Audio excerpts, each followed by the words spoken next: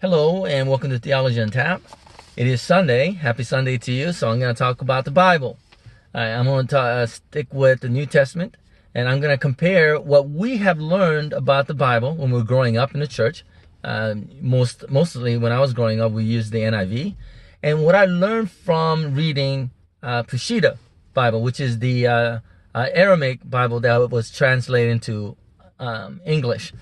And there is a difference because, we have our own traditions, our own theology, but sometimes some of our understanding of the Bible comes from not just not understanding the Greek or the Aramaic text, but also the idioms of the Bible, because every culture has its own sayings, right? In Korea, we say something like, well, this is what I heard anyways. In Korea, they say something like, oh, I'm really sick today, so I'm just a dog hair. So what does it mean that someone is a dog hair? It means he's useless, right? But if you don't know the culture, if you don't know Korean language, you will never know what dog hair means. Imagine 2,000 years later, somebody reading it would think, what the heck is dog hair? So somebody has to come up with this, I guess, at least an idea about what that might have meant. So it's really important to understand the culture, and of course the culture, Middle Eastern culture, that still continues to believe in Jesus Christ is the church in Syria, which they still use Aramaic Bible, which is Peshitta.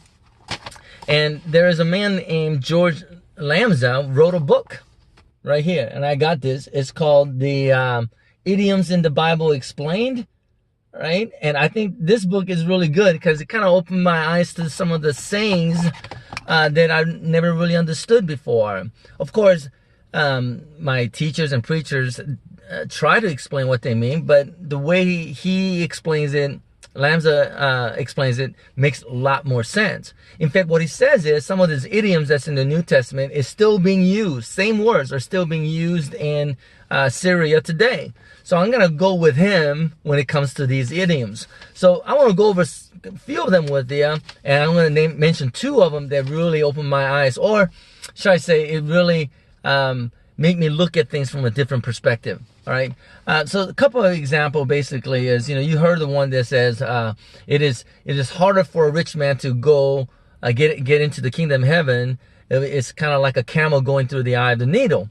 So obviously the eye of the needle is not a real thing. It's not being literal. All right, because there's no way a camel could go into the eye of the needle. But the idiom basically says it is almost impossible. It doesn't mean impossible. It means almost impossible. All right, another one. In Matthew 15, Jesus says, every plant which my heavenly Father has not planted shall be rooted up.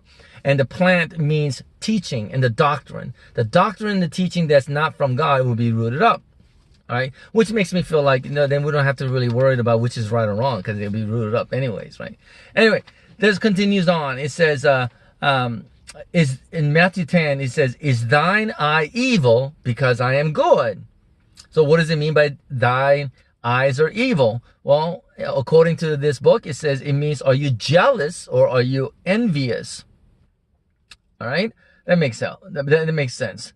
Also, continue on. It says, woe to you, scribes and Pharisees. This is one of my favorite verses, okay? Because it's talking about the religious people who, it says, woe to you, scribes and Pharisees, you hypocrites, for you compass sea and land to make one proselyte, and when he is made, you make him twofold more the child of hell than yourselves.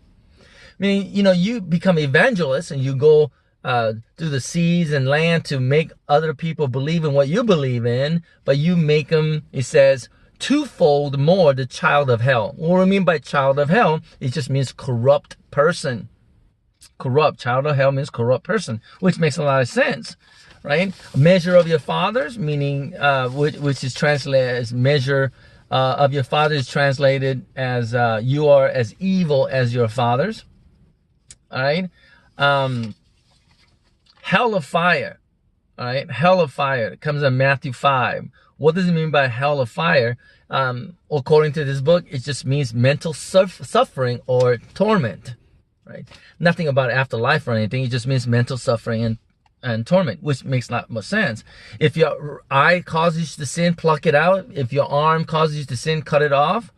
Right. Cast cut it off. It just means stop doing what you're doing, right? Stop stealing, stop, lusting with your eyes. It's not anything literal, obviously.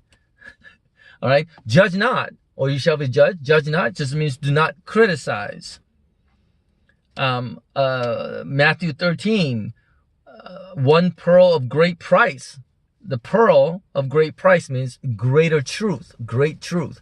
Meaning, if you find great truth, we should give up all the other for it, because greater truth is more important than anything that the world has to offer. Right? Things like that. So I recommend it. Right? Go and see. Even if you don't believe in a lot of stuff he writes, right? Go ahead and buy it, because it's good to see a different perspective. But two things, if I may. Two things in this book that really made me look at it from a different perspective. One, I don't think all Assyrian church would believe in what Lamsa believes in. I'm not even 100% sure. But when Jesus said, my God, why have you forsaken me?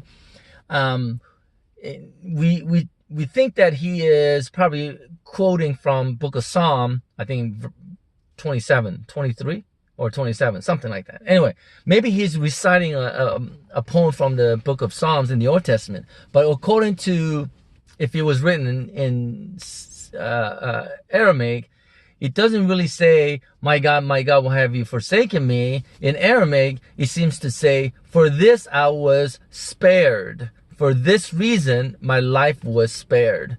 Meaning that when he was about to be crucified on the cross, last thing he said is, him dying on the cross for the sake of all the sins of the world was the reason for his life. Like something didn't happen to him earlier, that he died, he didn't have a different career path or whatever.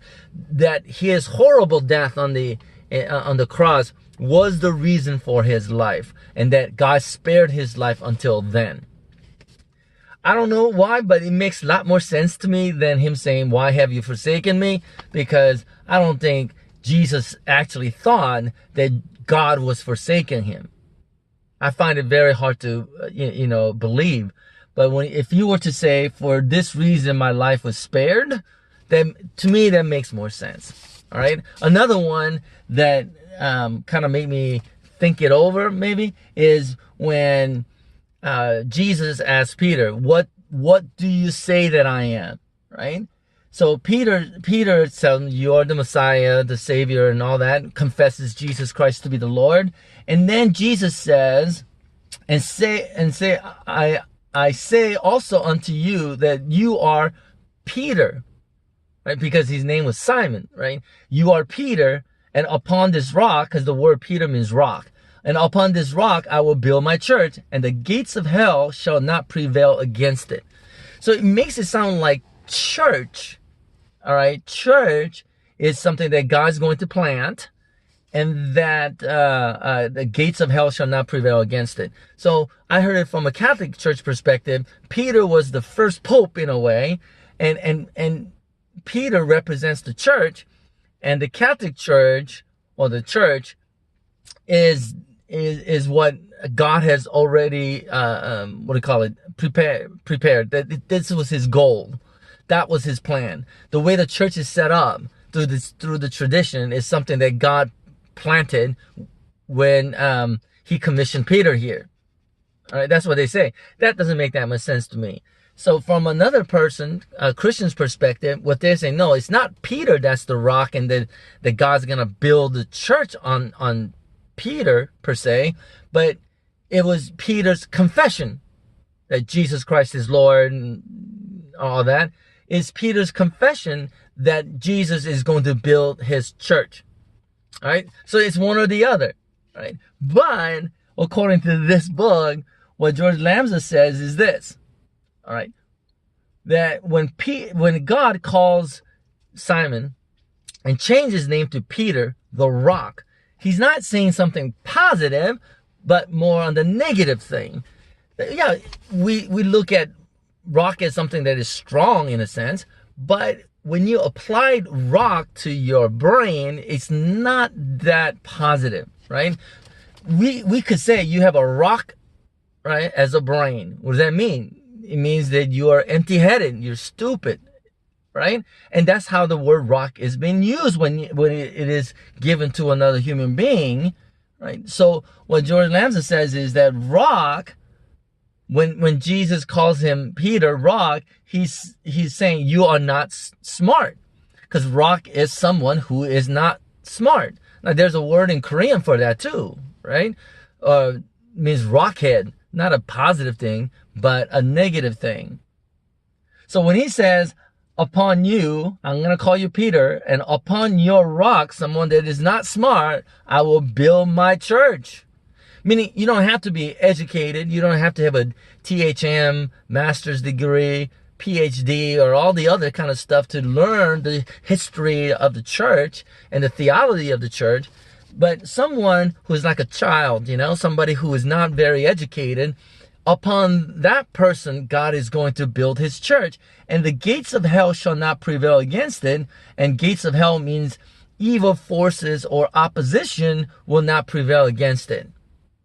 Right? That God's kingdom, through the not so smart people, common people, not educated people, will continue on. No one's going to stop that. And that's what it means. And for some reason, that makes a lot of sense to me. Maybe because I have a rock as a brain. Maybe that's the reason. I don't know. But it kind of makes it seem like everyday common person, whether you're educated or not, God's going to build that church on that person.